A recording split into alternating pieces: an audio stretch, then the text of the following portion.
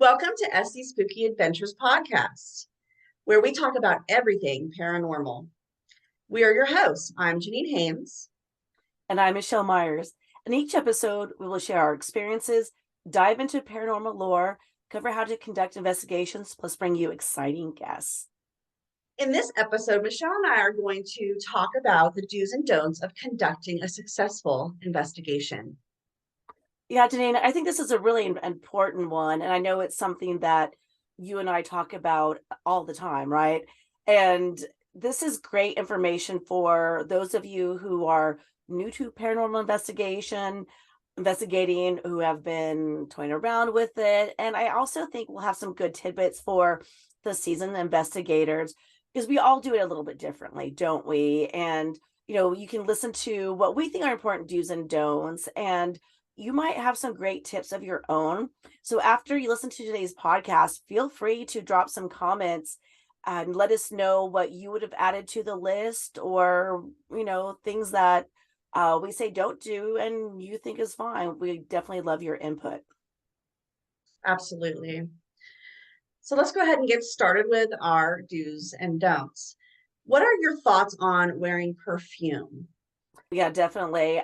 This is definitely in the do not do category. And I think it's one that a lot of people don't even really give a lot of thought to. I know when I was first starting doing investigations, it wasn't anything anyone mentioned. And then later on, working with another team leader that I worked with, she said, hey guys, make sure you don't wear, any kind of fragrance. That could be perfume, cologne, uh, you know, fabric softeners, heavily scented perfume fabric softeners. And the reason is, spirit can manifest in so many ways. It can be visually, it can be audible, it can be, what would be the smell? What would be the term for smell? Smellfully. But so we don't want anything that's going to get in the way of something manifesting using the sense of smell. What are your thoughts on this one? I totally agree. Definitely a don't. I call them scratch and sniff ghosts because, ghosts tend to, some of them give off a scent. And even hairsprays and stuff can have a Mhm. strong scent. And if you're outdoors or somewhere that's breezy, those scents tend to kind of breeze in and out. And you're not 100% sure whether it's somebody around you or a spirit if people are wearing cologne or heavy scented anything for that Yeah, matter. lotions, anything. Yeah. And I know I've certainly heard stories of, people experiencing like a sense of like a smell of roses, when something was trying to manifest. And like you said, we don't want to mask that or have, a false experience. Yeah, definitely don't Well, want any confusion. the next one on the list that I think is a big one, Janine, is not drinking alcohol before an investigation for a number of reasons. One, just a safety concern, right? That's probably the number one reason. You're out, you're probably, assembling around in the dark. You don't want to trip. You want your senses to be at their highest. Also, if your senses are impaired, you might miss something. You might miss a sound, something manifesting. Your senses are going to be dulled, and why get in the way with that? But hey, we like to have fun, and if you have a great investigation, nothing wrong with hitting the bar or pub afterwards to celebrate, but definitely wait until after the investigation than before. Yeah, I totally agree. One of the biggest things is we are in areas tend to be outdoors that are uneven pavement or Mhm. not even pavement at all, bushes. And when you're in the dark, you don't always necessarily see what's in front of you anyway, but to be impaired is going to kind of make that a little bit worse. But my number one when it comes to safety is I always say that humans are scarier than ghosts and you Yes. don't know who you're going to come across. And you definitely want to have your wits about you. Yeah, I know you and I have had some run-ins, haven't we? I mean, not anything that ended poorly, but we've been startled a few times. I know from, perhaps homeless population and in an area that we weren't expecting. And of course, we want to always be respectful of those people, in those areas as well. But yeah, we definitely need to keep alert so we, aren't running any unnecessary risks. Yeah, definitely have had some interesting experiences, coming across unsheltered people and scaring the heck out of them, and then us also in turn being scared. But, there are also people out there that just don't have your well-being at heart, and you want to make sure that you are vigilant and able to see something coming. We also have had wild animals come Hmm. into the scene while we're on investigations, including coyotes and bobcats and stuff like Yes, that. on city We bobcats. definitely want to be, you know, Yeah. aware of what's going on around us at all times. Yeah, and those coyotes don't really worry me too much, but when you hear, a pack of them howling all around you, it can kind of get your your spidey senses going for sure. Yeah, like one or two of them, you'll probably scare them off with some noise, but if they're gonna do something, it would be in the packs, and that does get a little nerve-wracking for sure. Well, Gene, what's next on your list? So for me, one of the next ones I would like to bring up is what we call like loud clothing or clothing that makes rustling sounds. I see rustling clothing. Because I mean, we are doing EVP sessions on a pretty Mhm, regular basis, and those sounds could actually mimic what is movement in brush or mhm. footsteps, or it can even sound like someone stepping on leaves. Yeah, it's the So rustling leaves. yeah, so if we're trying to pick up, the footsteps that we're hearing in the background or the voices that we're hearing in the background, we don't want clothes distracting us and making us think that we've caught something that we actually haven't. Yeah, so I say leave the windbreakers and the nylon jackets at home. Yeah, there's nothing more annoying than having an EVP session corrupted from someone's clothes. And once you leave the house, there's really not that much you can do about it, right? So yeah, so again, leave those nylon jackets at home. And speaking of EVPs, this is I think the top of my list of no-nos and my one of my biggest pet peeves, it's people whispering during EVPs. Time and again, people, oh, you're doing an EVP and someone is whispering because they don't think your microphone's going to pick it up. And people really don't understand how much sound travels, especially at night outside and when it's cold.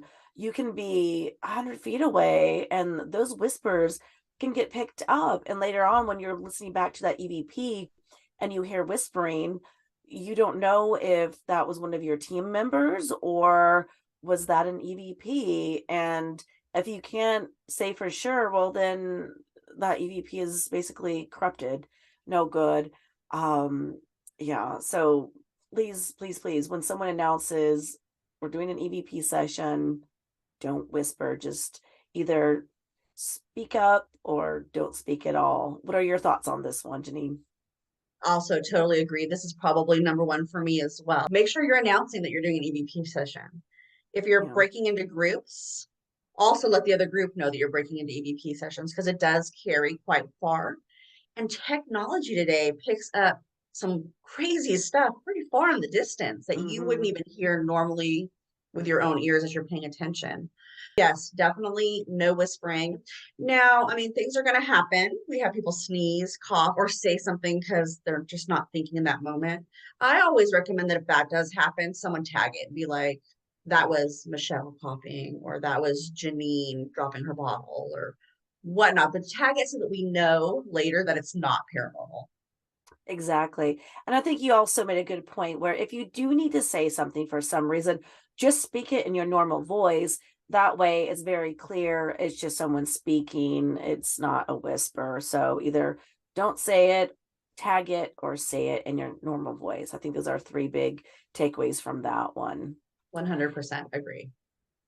And then another one that, I think it sounds obvious, but I think it's something I'm sure all of us have failed to do at least once and probably never again is check your equipment before you leave the home. and I have a kit bag with all my gear in it. But the day of or the night before, at least, an investigation, I check it all, make sure it's working, put fresh batteries in, make sure nothing's broken. If I need something, then that gives me time to, text with a team member and say, hey, my such and such device isn't working. Can you bring an extra one? So do it well in advance, not as you're about to go out the door, and have at least your basics in there, flashlight and microphone at bare minimum. What would you add to that list? I definitely agree that you need to check everything ahead of time. But one of the number one things is you can check everything, get there, and spirits, their energy. So they pull energy when they're trying to manifest. You need extra batteries, tons of extra batteries. The other thing that I've actually had go out quite often on investigations are flashlights. So make sure you Hmm. pack extras because sometimes even putting the fresh batteries in, they just don't want to work for you. Yeah, I feel like flashlights are something that can often go bad, and God, I couldn't tell you how many years it's been since I've bought a new flashlight, and they sit in the drawer, they sit in a bag and get left on. But the batteries, I mean, I don't think that's one that we could stress enough. I know we've both experienced that. You're in investigation, you put fresh batteries in, maybe before you left home or the night before.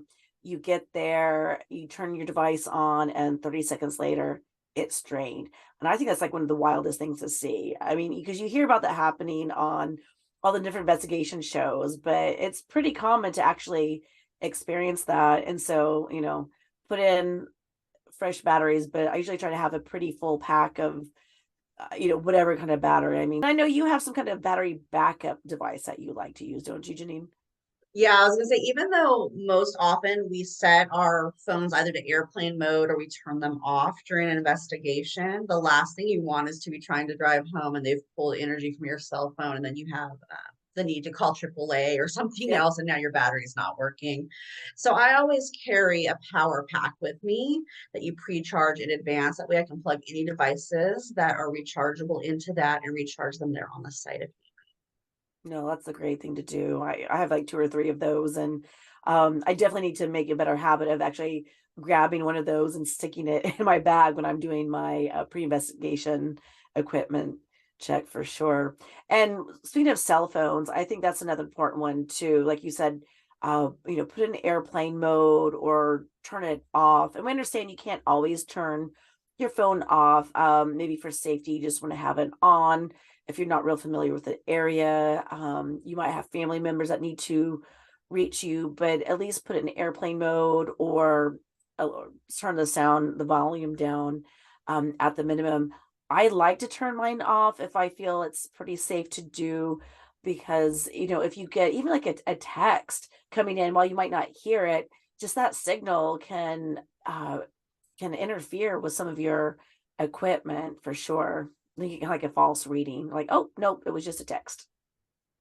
Yeah, not only just the devices themselves, but audio, certain things that we don't necessarily notice because our notifications are maybe just silent or a vibration, but the audio will pick that up as well. So it kind of contaminates our EVP sessions. 2 meters, EMF readers, those type of things, they definitely react when phones are doing certain things. I've even had it interfere with our Ovilus to where it Mm. started making Oh static really? noises instead of words coming out of it. So Oh wow. definitely if you turn the phone off, you're better off. Yeah, and I think it's a nice thing to do anyway, right? We're out investigating because this is something we're passionate about, something fun. This is time for us to do something that we enjoy. So it's nice just to be able to shut that phone off for a while anyway. At least find. Little escape from that technology that has a hold of us, right? Yeah. Of course, I say that, and we have what, like 10 other devices in our hands, but hey, it's a whole Right. different, like, whole different set of tech for that one. Totally. Uh, and another do for sure, another big one is getting permission. Make sure you have permission before you go to a location. Obviously, if it's a public park, you don't need to do that. But if you're going to private property or even certain public properties, make sure that either you're allowed on the premises or reach out to the property management ask them if you can, if you can be there, and especially after hours after dark. And one thing that I found pleasantly surprising is how open so many property managers are to letting teams come in.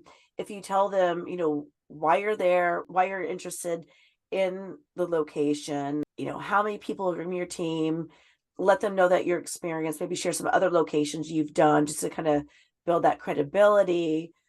A lot of times they'll say yes. And again, it always kind of blows my mind how willing a lot of people are to let a group of strangers onto the property. But I think a lot of times they're very curious and they want to know what's going on there too, or they have some great experiences. Have you found that to be the case too? Yeah, I definitely have found that to be the case. If you're coming and letting them know why you want to be out there and you have a legit reason, most of them are pretty open to it. It's definitely much better than them finding you snooping around, because then that makes you not look credible at all at that point. Well, yeah, that's a great point because that really hurts, damages it for all future, paranormal investigation teams that want to come on. If you have one, sneaking around, being there without permission, that really shuts down that property for anyone else, unfortunately. So you definitely want to be Exactly. And considerate. on the same lines, even if you're in a public place where you have the rights to be, it's always important to be respectful to the neighbors that are surrounding that area. You don't want to be out Mm-hmm. there yelling and screaming and being really loud, flashing lights in their windows or yards. Just be respectful to the people who live in the area, regardless of whether it's a public place or not. No, that's very true. And the last thing you want to do is have, someone in the local neighborhood call the local security or even police and have them Right. show up, breaking up your investigation. But it's just good manners anyway. Exactly. Yeah, and I think another big one, Janine, is never go investigating alone. It's just not safe. You want to have, I think, at least two, really, at least three. I think you want at least three people for safety reasons. Wouldn't you agree? Definitely take more than one person with you. You never know, like I said, uneven pavement or ground. And if you were to fall and get hurt, maybe you're unable to get back to where your phone is or get yourself the help that you need. And if you're in groups, you're more likely to not have someone try to mug you or attack Yeah. you in the dark. Safety in numbers for sure. Yeah, that's what I say at least three. You're hurt, someone's tending to you, and person number three is going for help. But also, I think it's important from a different aspect, from a credibility focus, also. So if you have one person witness something, experience it, okay, they've got a good story. Two people see it, now it's a little bit more credible, a little bit more believable. Three, four, five people see the same thing, have the same experience. It really builds a lot more credibility for your investigation, I find. Yes, yeah. If you have somebody else that can back up what you've experienced, that's always better than me saying, okay, well, I had this experience and nobody else be able to corroborate that. Yeah, exactly. And plus, it's always more fun to go with other people anyway, I find. But yeah, I think so definitely. too. And the energy of extra people, I feel like opens the spirits to be able to come in a little bit more as well. Yeah, absolutely. And we all have different sort of gifts, don't we? That could be either from, psychic or mediumship aspect, or it could also be for more for a technical aspect. You might have someone who has some great audio equipment, another person who's great with the video. So you're really tapping into different talent sets in different ways, and just makes for better investigation, better data collection, I think. Yeah, I agree with that as well. With our team, you and I kind of move more into towards the sensitive or the Hmm. medium type aspect where we have Chris who is great with the equipment. Now, if something's going on with the equipment, I have no idea how to fix that or deal with that. That's all Chris, and so we definitely can use all the different talents for the team at that time to get the best out of our investigation. Yeah, and yeah, Chris is definitely our our tech aficionado, and we'll definitely have her on soon to do an episode specifically on the different tech and all the fun gadgets. And boy, she's got a great collection. She sure does. So I know of our next one can go either way depending on the person who's investigating. But what is your view on research ahead of time? Yeah, I think it kind of depends on the location, historic location. I think it's good. At least I like to do a bit of research beforehand.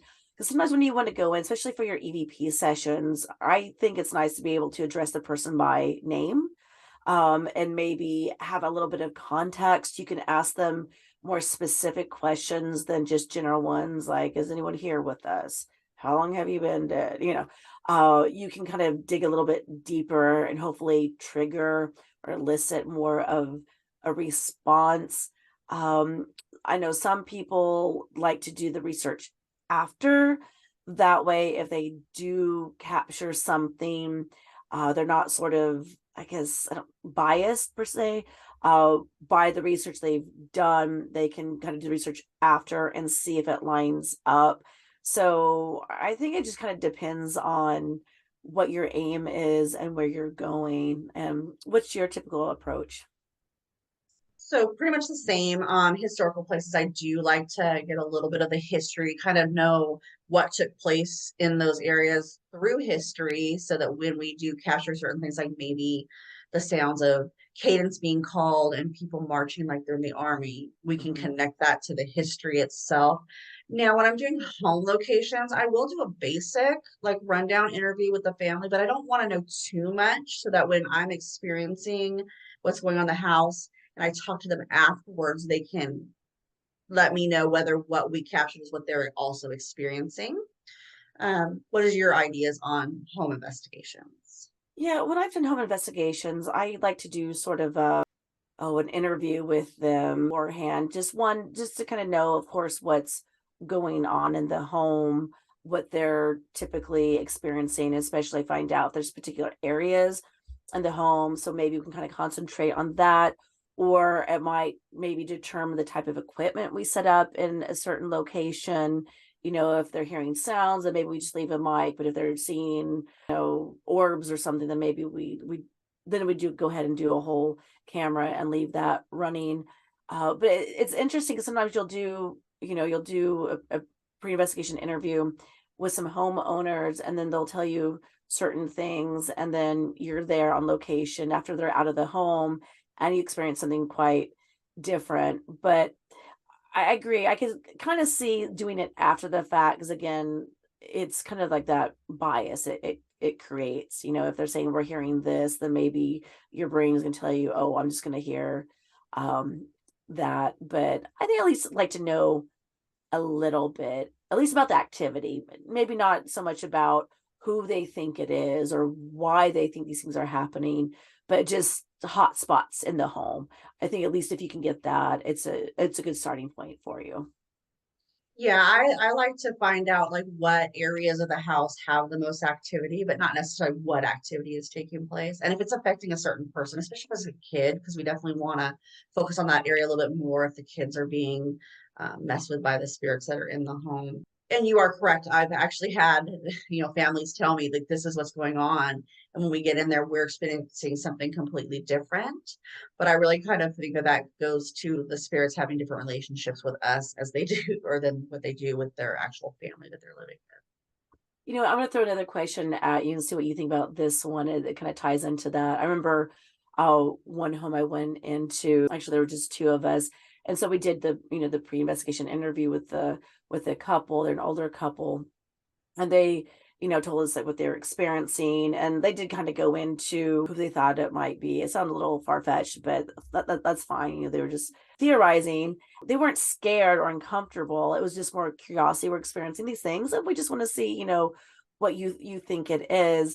And so we went through and we didn't experience what they were per se, but we definitely were picking up on some very dark energy and some things like literally up in the kind of the attic crawl spaces that I know I would not want in my home by any means. And so afterwards, we were sharing our findings with them.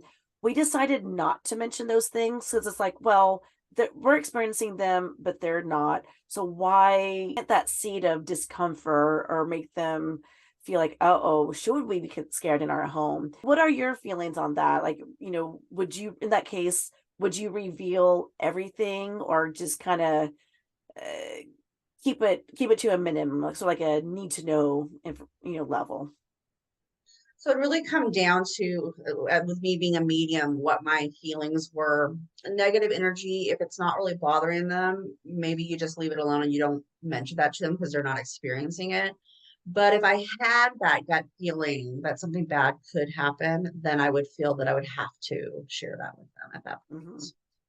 All right. Well, that is our list of do's and don'ts. And we're already talking about doing a part two. There's so many things that could be added to this list, I'm sure. So please definitely comment with what you think we missed, your favorite do's, don'ts. What are your top five in each of those categories? And we'd love to be able to include those in a future episode, like we said.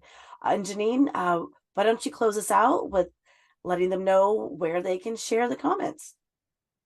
So definitely share your comments on our YouTube channel, SD Spooky Adventures. But if you want to follow our spooky adventures through town, go ahead and check us out on Facebook and TikTok as well, also under SD Spooky Adventures.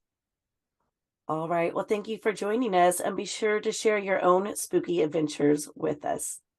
Stay spooky, friends. See you next time.